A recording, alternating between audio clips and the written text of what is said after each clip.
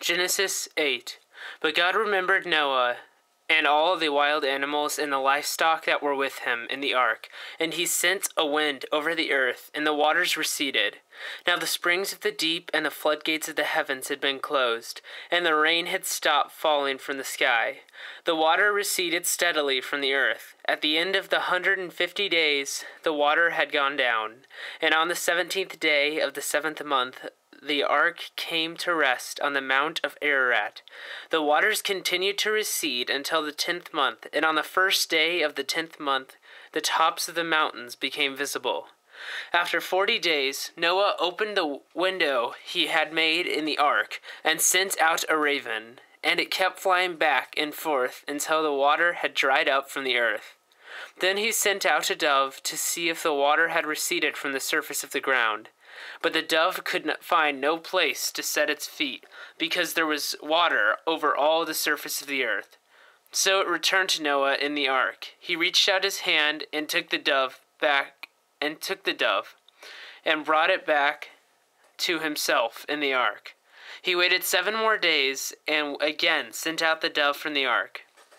When the dove returned to him in the evening, there in its beak was a freshly plucked olive leaf. Then Noah knew that the water had receded from the earth.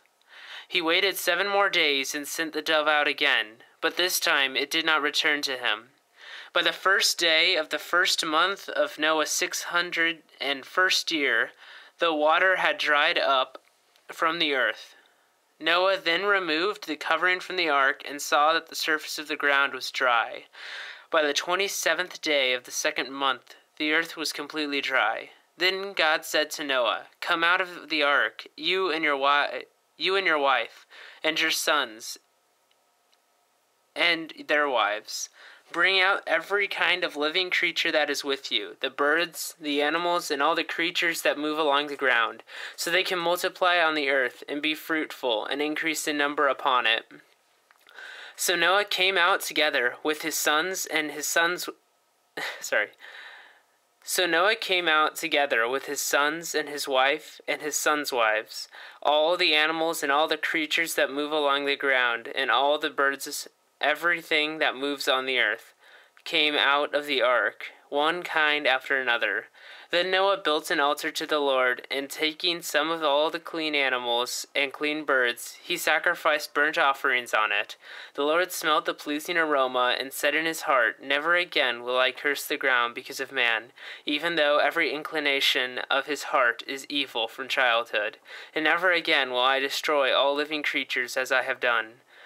As long as the earth endures, seedtime and harvest, cold and heat, summer and winter, day and night will never cease." End of Genesis chapter 8.